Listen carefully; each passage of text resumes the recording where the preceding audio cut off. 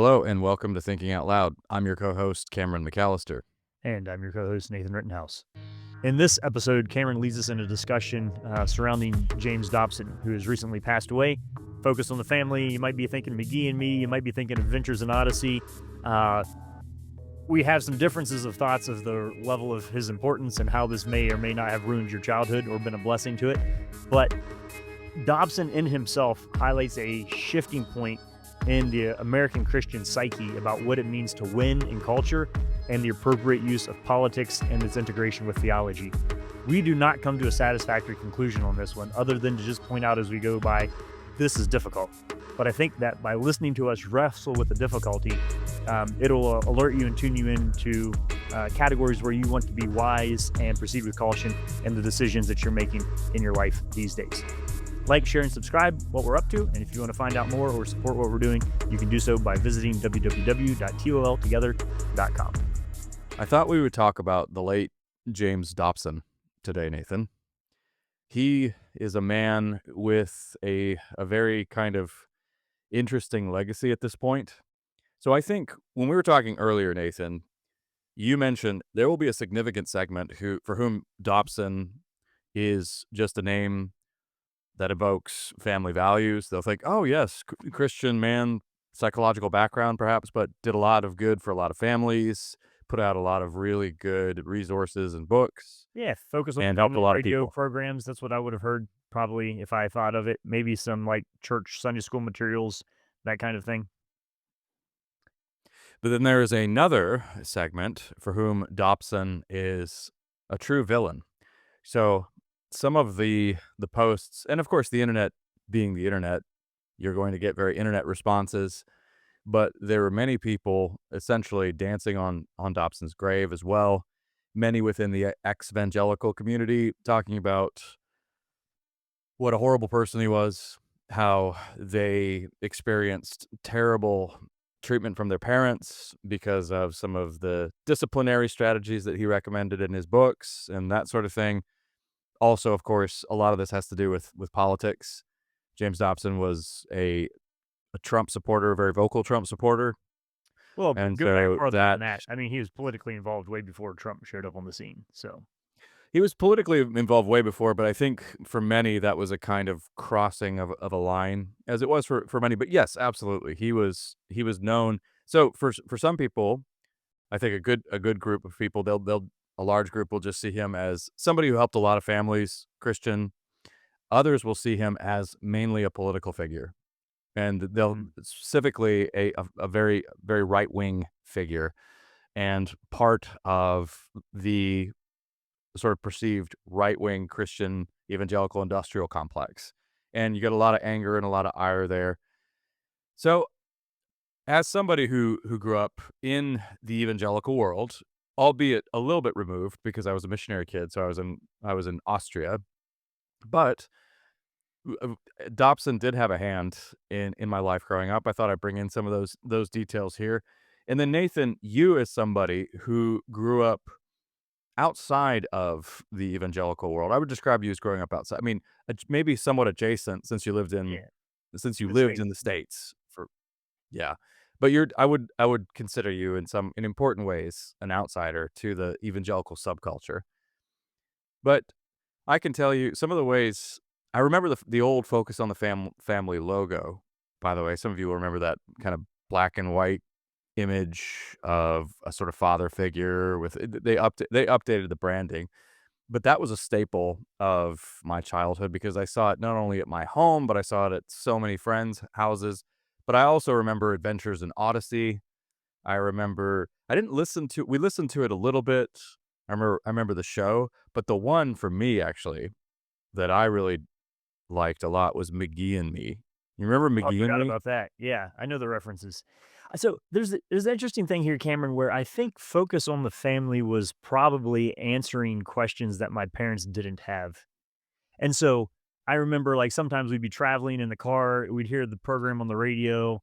I probably have listened to 5 or 6 episodes of Adventures in Odyssey as a kid. I do remember some McGee and Me stuff, maybe loosely connected. Um, so yeah, I wouldn't have said that it was a big part of my childhood.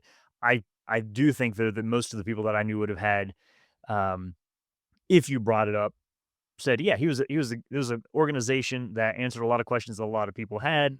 It was doing good work. He was talking about stuff that nobody else was, and doing it in a very public way that kind of broadcast that message to a lot of people. So, yeah, I wouldn't have said it had a big influence probably on how my parents did anything, but I would have been aware of the fact that it existed. Yeah, I mean, he was speaking to families trying to navigate, I think, popular culture and being in kind of very deeply engaged in just regular American suburban life, which again, importantly, was not part of So your twofold. background. And I wouldn't. One Yeah. is like coming from the kind of the Anabaptist background fold, like engaging popular culture was not really like Right. like high up there on the priority list. And then two, just the rural element of where I lived. We just didn't face some of the same suburban questions, I guess, that maybe he was speaking more directly to. So let's go in stages here, moving our way up to people who are more hostile or antagonistic.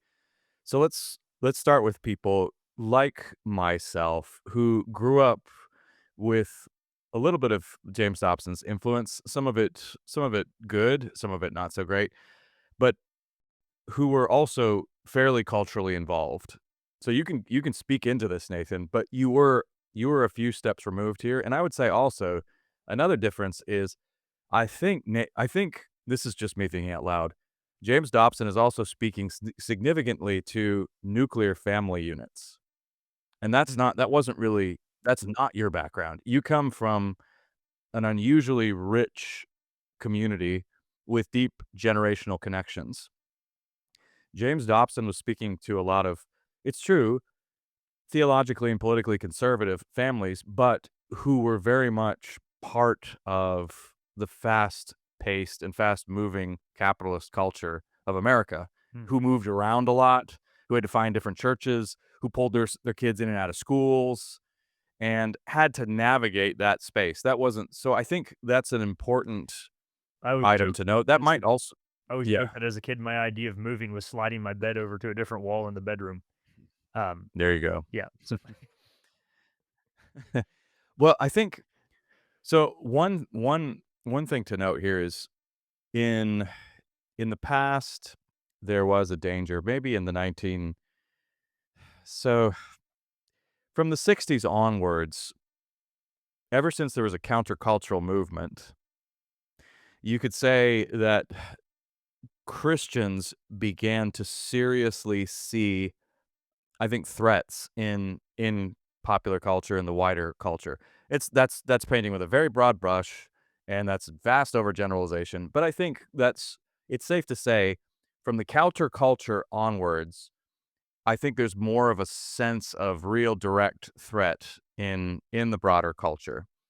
And so there was a strong reaction to that, and that there in the sense that there was a point in time where some Christians were perhaps in danger of burying their heads in the sand a little bit and maybe being too fearful when it came to walking through culture. So one example from Focus on the Family that will have affected a lot of people our age was the reaction they had to the Harry Potter series.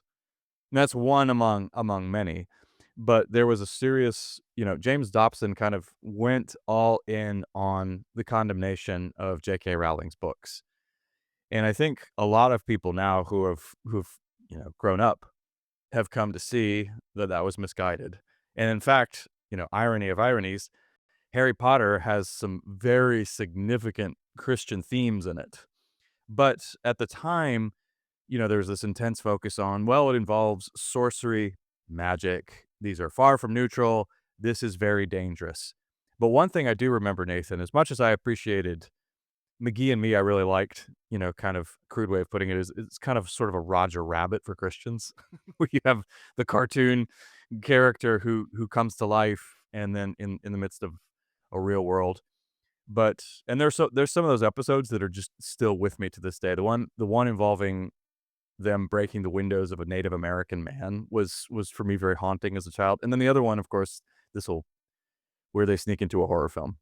Of course, that one was interesting to me because, I had a lifelong interest in in horror, and you can imagine the moral of that story was, you shouldn't these kinds of films will pollute your mind and your heart, so you should avoid them. So, we'll set that to, obviously the lesson didn't completely stick with me, unfortunately, but that sense of kind of navigating the cultural space with not just caution, but fear. I have to say, honestly, Nathan, that James Dobson was a big inspiration behind the whole fear protects section of the book that I wrote with my dad called, Faith That Lasts. We look at three we look at kind of three broad misconceptions that dominated and continue to, I think, influence a lot of Christian households, and one of them was just fear protects, that you have to instill in the young people in your life a sense of not just caution, but healthy fear about the world out there because it's not neutral, and a lot of ideas are very dangerous and ideas have very serious consequences. And I think kind of almost a mythic figure in these scenarios, Nathan, is the big bad atheist professor who, Mm. your son or your daughter, finally they go to college, you've managed to keep them in church all these years, you've held their faith intact, and suddenly they encounter this vociferous atheist professor, and their fragile faith is dismantled.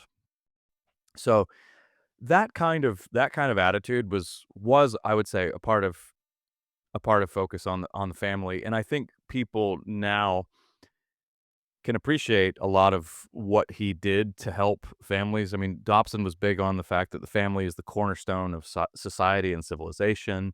You want to pour into that, you want to support that for the good of the nation. But I think some people will also say, yeah, but there was a sense in which there was too much fear and not enough discernment was being taught. So at its best, let's nourish families, let's support them, and let's bolster the institution of the family. But at its worst, it instilled a sense of paranoia, partisan politics, and rules and legalism rather than discernment. So I think anytime that I hear um, so I'm sitting like kind of on the skeptical side of this one. Anytime that somebody who's a Christian who is politically involved dies, there's obviously going to be a massive chorus of um, gloating, glee, dismissal, whatever, from people who didn't like that person's politics. So if you are a Christian and you weren't a Republican, you didn't like James Dobson. Obviously, if you disagreed with Dobson on the structure of marriage and all that sort of stuff, you're going to have huge issues with him and paint that politically. And so sometimes there are critiques of people in the theological space because of politics, rightly or wrongly so, but let's recognize it's a political critique. On the Yeah. what you're offering here is not that type of reactionary thing. Not It's yet. more of a We're not there yet. Yeah. we're not there yet. More of an internal of like, what is the way? How are we thinking about the way that we frame Christians in relationship to the world? And I think maybe when we lived in New England, there were a lot of ticks, and so a lot of people told their kids, never leave the sidewalk. You're going to get a tick. We just taught our kids how to remove ticks. Like so those are two very different ways of Yeah. approaching. Same thing. Do you play with snakes or do you not play with snakes? Well, teach your kids to identify which ones will kill you and which ones are okay. It's fine to play with snakes. Um, there's a sense of how do we practice these levels of discernment. I think you and I, obviously, our parents both sent us to public schools, so that's definitely maybe they weren't Mhm. partaking maybe to the same degree in some of the same levels of cultural concern that were out there. Um, and not to say that they didn't see the world as a neutral place or even a contested space, but they thought continuing to try to engage with that was important. So, um, yeah, I'm not sure that either of us neatly fit any of the categories of people who are concerned here, up until the point, I think, and maybe this is jumping ahead of where you want to go, that you do start looking at the way in which focus on the family. So I think as focus on the family was providing a theological framework and practical tools for family life, there's a lot of value and benefit to it. It did pick up at some point, and maybe it started with this, a distinctive strategical cultural change strategy. and something like James Davis and Hunter's To Change the World will specifically pick out on Dobson saying, look, um, you change the educational structure, you change the culture, you change the culture, you change the country through the family. This is the way in which we are working. And then you get into whole different things of like money that's given to focus on the family as a nonprofit that then has been given to specific political parties. You could look at the reverse of this as being saying, like, okay, it's in the news right now that the teacher union gives like $40 million a year to Democratic uh, Party initiatives. And I think a lot of Christians would be like, what in the world is the teachers union doing, giving money to a political party? And at the same Yeah. time thinking, oh, if the focus on the family wants to heavily invest financially in certain politicians, that's fine. And there will be a significant number of people listening to this, like, yeah, that's just how it works. You pick your horse and you bet on it and you throw the money at training it to try to win. Mhm. And then there's the third category that we probably sit in that says, whoa, hang on a second. That actually is a Yeah. theologically rooted way in which we want to think about what are we actually trying to do here. Mhm. And then there's just the practical part of that of saying, where are the receipts? To what degree has this helped hurt? Has it um, succeeded? Is this the Christ-like style of cultural engagement?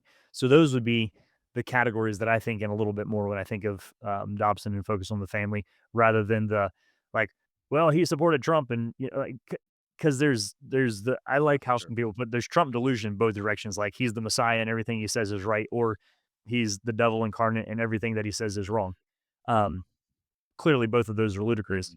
Mhm. And so I think as we push into this conversation on Dobson, setting the political part of that aside will be helpful. Yes, and we'll get to the political part.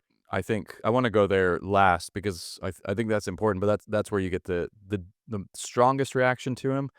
But the second stage I wanna talk about, Nathan, and this is just complex. A lot of people who are grown up now, who are our age, are very angry with Dr. Dobson for the disciplinary strategies that their parents adopted from him. And so he was so that and it just this is where it gets complicated. So he I did think maybe it's not want complicated, but I wanna hear how you think it's complicated. I think it is actually. I could I could be wrong, but no, in the sense that so he believed in a strong father figure. He believed in strongly establishing a sense of parental authority above. I mean, he cherished that very highly. Now, I also have to speak carefully because I haven't actually read his books myself. So let me just state that very baldly. I will say that my parents, for a very brief time, and this is all I'll say, adopted a few of his strategies and abandoned them very, very quickly. Just because in practice they thought this is not the way I want to go with my children, and it what they didn't they didn't cast aspersions on Dobson after that. They didn't throw away the books. They did, my dad didn't inveigh against him in messages or anything like that.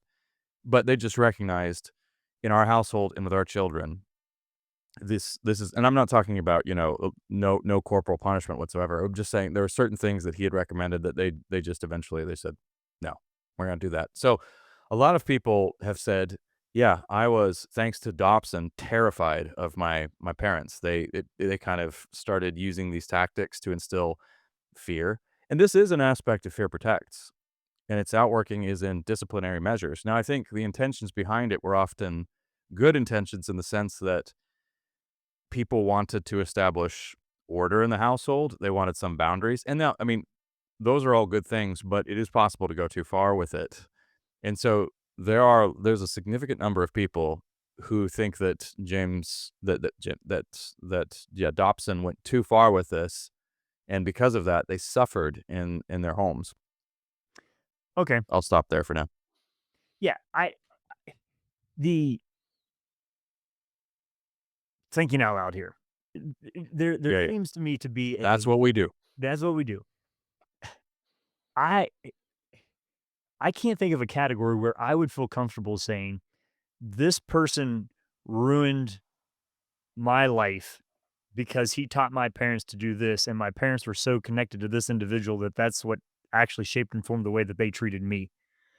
Like, I would like to give my parents a whole lot more credit for the independence of their thought, their critical thinking, and their development of their parental techniques than to be able to pin what Mm. it is that they did or didn't do on one individual. And so it's hard for me to have a respectful way to not denigrate your parents while blaming somebody else for the way that your parents treated you. It just seems like a way too convenient of a, and maybe and maybe my parents are just different, and the way that I think about family is just different, but it is, and so I guess that it is true that there are people who really latch onto some of these figures as like, well, if this person says so, they're the expert, this is the way that it's gotta be done. I mean, even in your own family, you just told the story of your Oh, parents, like, I "Look into this, check it out," like, "Ah, I'm not so sure, and we're going to make these decisions because we have other parameters and other ways of thinking about this." So we're not, I don't think there's a well, system let that me my parents swallowed a pill in any single category that is okay. definitively enough linked to that, that I could then, like, blame, I don't it Let me just attest, though, to the fact that our parents are the exception, could be. on this one. No, no, they are. So I have personal examples. I have receipts on this one, unfortunately. Now, I think sometimes people can take something like this and run with it, but I do know personally growing up in these communities, I knew many looking back now, I can see many parents who did take a template and kind of push that forward and think, "Well, this person's the expert." And I so that that unfortunately, I think this is in other words, I think this is many of these responses, there's a real legitimacy behind them. And I think you and I are very fortunate because my parents always prized I mean, the most one of the most important words for me these days, especially having grown up in the evangelical world, is the word discernment and the ability to work through different ideas, issues, visions, images, and to make those fine distinctions, to sort through them rather than trying to just attack everything with a rule book that does all your thinking for you. The rule book is easier, and I know it sounds somewhat sort of condescending if I say it like that. I mean, I'm as drawn to I salivate over certainty and easy answers as much as the next person when it comes to certain, I just wish I had an easy way to tie everything up. But the truth is when you're actually working through the rearing of children, when you're actually working with people, life just is a whole lot more complex and ambiguous, which is why we have the biblical category of wisdom. And that was often, I found, in short supply in among a lot of in a lot of the households around me because they were shaped by a view that said, no, you have to find that fail safe methodology for your children, for your home, for your career, for everything. So Yeah. that So was part of it too. I think that's, yeah, that's fine. I'm not disagreeing with you. I'm just, I guess, wishfully thinking here that as we look at this example, them to, if you're listening to this now, think, okay, where am I susceptible to these same things of like, well, here's what the expert says in this category, therefore it must be, and I'm looking for a kind of a rigid manual download fix. This is the way that we're going to do it. I would say that most of the parenting that I see happen around me is totally in the other direction. Um, of the 3-year-old runs the Okay, house. thank God. Yeah. So Yeah, I, well, that you don't want I'm that either, yeah.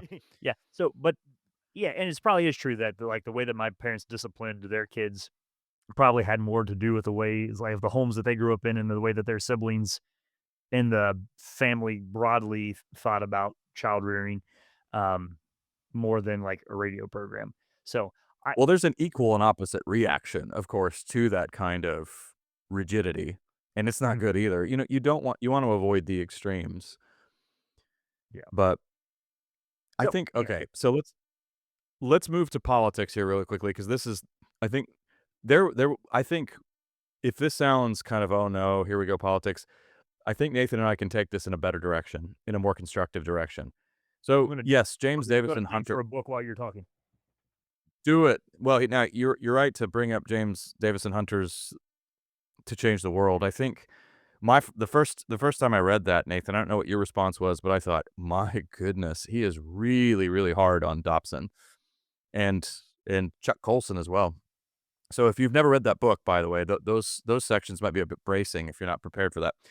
But, he gives a lot of he's got a lot of quotes. One of them, Dobson did say, "Hey, just what Nathan was saying, you wanna change the culture? I'll see you at the polls. This is how it works." So here's where I wanna take this in what I hope to be a deeper and more fruitful direction.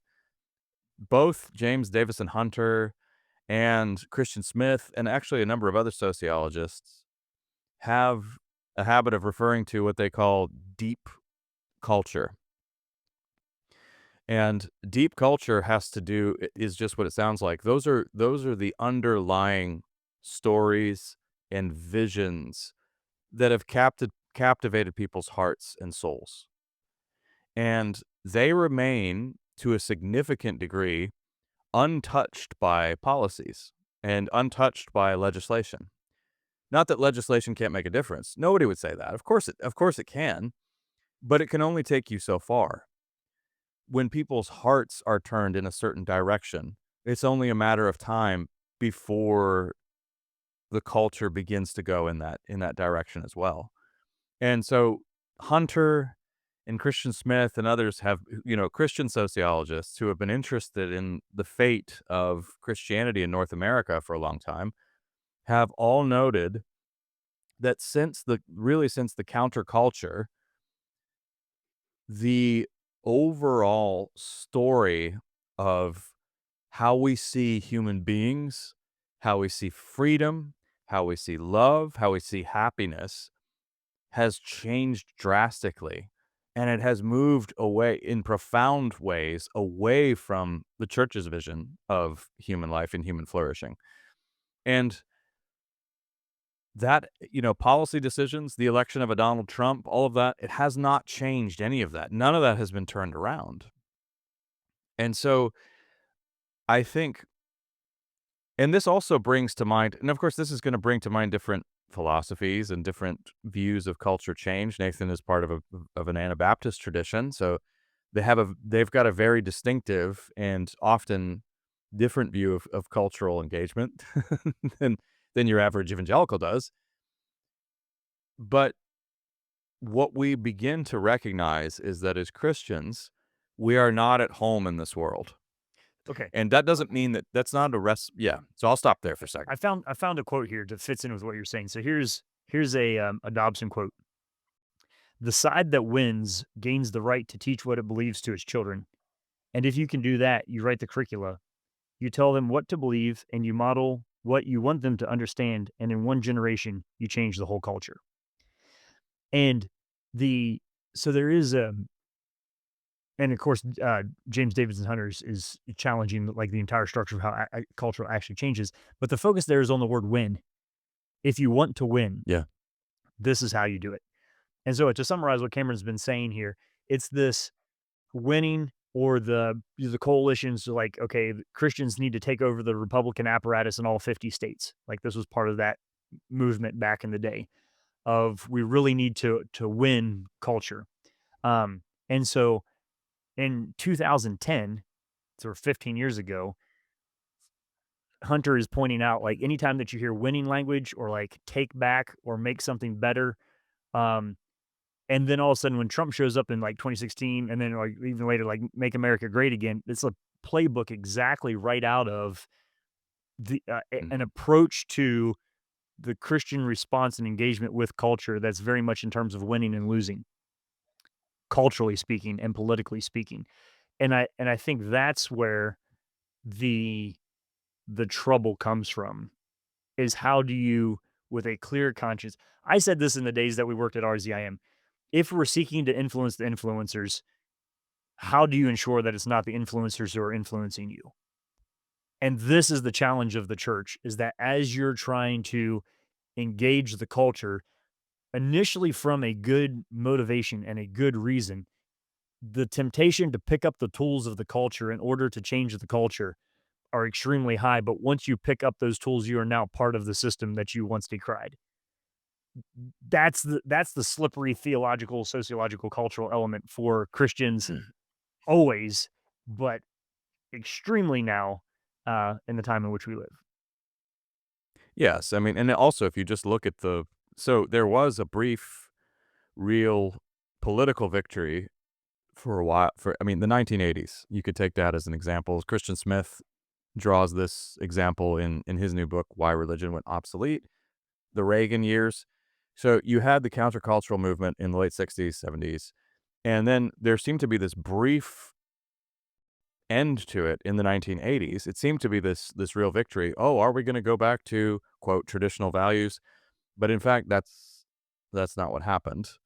You can have these small little political victories, and then, Donald Trump's in office for a second term here, and yet has that changed the moral trajectory But it of is our but that nation? but that did come about with a slight marketing back to the fear protects thing. You remember the speech Trump gave where he Absolutely. where he said called them "my little Christians." Um, boy, that's one that makes you Yeah. feel good. But he said, "If you vote for Mm, me, basically, you'll never need to vote again because I'll fix things so that the Christians win." That speaks to a very Dobson-esque way of Trump is the success of the vision that Dobson laid out. yes, that's right. And so for for me, that's also the reason for a conflicted legacy that the man leaves behind. We can honestly say he did a lot of good. He was in many ways he could be a very courageous man, but he'll leave behind a conflicted legacy because of his intense focus on politics. And I think and it's easy for it's easy to look at somebody else and to point fingers. So I want to say this carefully, but let me just say it like this. We all are in a position these days to look at a lot of what's transpired in the last 40 years and to recognize the importance of inward transformation and a Okay. human So heart. so it's very important that you say this, Cameron, because some people could hear us say, "Oh, Trump is the fulfillment of the Dobbsian vision." Are you saying that it's bad just because it's Trump? No, that's not what I'm saying at all. Don't hear us associating Trump, therefore it's bad. What when you think about deep cultural change, though, here's a great example, and Hunter lists these out time and time again. So Trump comes to power. What happens? Roe v. Wade gets nixed, right? What has happened to the abortion rate since Roe v. Wade fell? It's gone up. Mm, yeah, We have yeah, more yeah. abortions per capita now that Roe v. Wade has fallen since before it. And so there's a way in which you can say, "Oh, this is a phenomenal political victory." And it is. So celebrate that like, okay, the thing that we lobbied for and funded and wanted and got the right justices in the right place and we got the right senators and congressmen and money was and this thing happened. Okay, great. But at the end of the day, more people are being aborted. And so this is why Hunter's book is so haunting is because he's saying the thing that you're winning, you thought winning would bring about this result, but winning in this category did not bring about the cultural change that you wanted to see The happen. deep change. Yep, But the we keep inward running change. the same play over and over again. It's like watching a football game and Mhm. they run the ball at the middle and it goes nowhere, and they run the ball at the middle and you're like, why don't you try something else? There is a sense here, and I get it, it's like complicated and people could say compared to what, but I think we just want to be careful how much we're celebrating certain types of things in a air quotes win category here when we're really seeking deep cultural change, not neat check marks that make us feel like we did something. Thanks for walking through this conversation with We us. certainly don't have this figured out, but yeah. No, touched on aspects of our childhood, and yeah, didn't think we would work in a McGee and me reference on thinking out loud. But there you go. There's one item to check off the bucket list. But in case you missed it, you've been listening to Thinking Out Loud, a podcast where we think out loud about current events. and Christian hope. Thanks for listening to Thinking Out Loud. If you'd like to learn more about what we do, book Nathan or Cameron, or if you'd like to support us financially, whether through a one-time donation or on a monthly basis, you can do so on the donate page at www.toltogether.com. That's toltogether.com. And please consider leaving us a 5-star rating and sharing this content with your friends. It really does help.